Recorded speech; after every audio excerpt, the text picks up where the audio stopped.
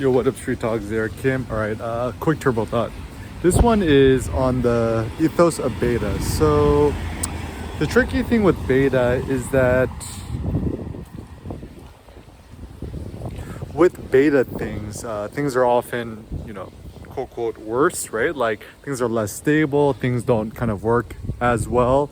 But the reason why I like to have, all of my Apple products, shout out to the Apple beta team, on my iPhone, iPad, MacBook, laptop, etc., is maybe it's kind of an ethos thing. That like I kind of like the idea that life, in some ways, life is beta testing. There's no perfect anything, and beta means things are always changing, things are always in flux, and perhaps an unstable life is actually a better life. Unstable life is more dynamic, and actually, in some ways, it kind of helps us innovate a little bit more. So, for example, one innovation that I personally made was, in the early days when I was just iPad only, had no phone in Vietnam, it was so unstable and it would always crash. So as a consequence, I learned this innovation of publishing something before I'm ready, or publishing something as I'm in the midst of writing it. And this actually has been a good way for me to conquer kind of like perfectionism, or like trying to make things quote quote optimal, because beta things are not optimal, they're not perfect, they're not stable. And actually, I think perhaps in life, a better goal isn't a stable life, it's actually an unstable life or unstable life. Like, I think an unstable life is actually better. And this is maybe why I prefer to be in dynamic, kind of more like chaotic cities, because chaos and instability is actually a stimulant. It actually awakens me, it keeps me on the lookout. Actually, this is also one of my theories too, is that ironically enough, when you live in a city that doesn't obey traffic laws like they do back in the West or the States, in some ways it's ironically safer, because it actually forces people and gives people a stronger motivation to keep their eyes on the lookout.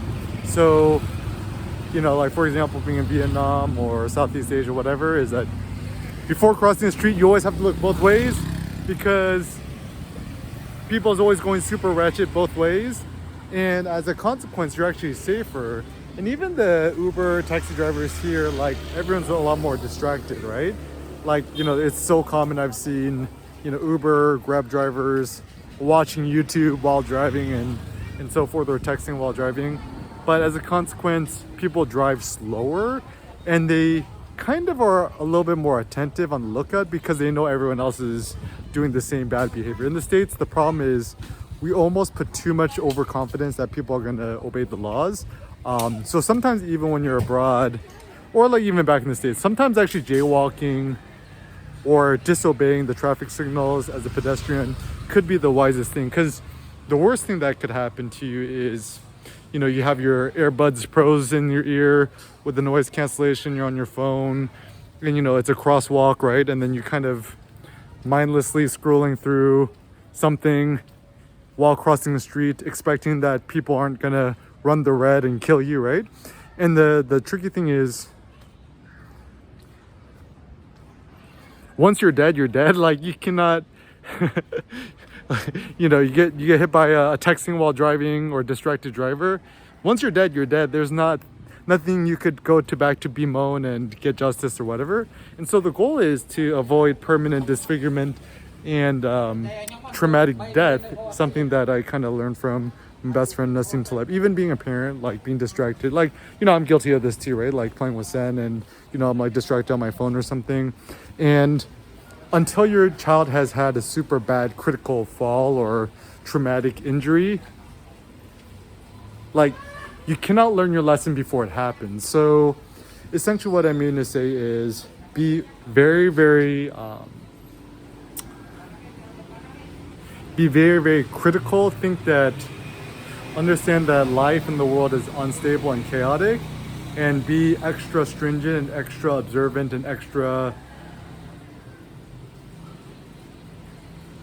expecting. Like, it's kind of a barbell between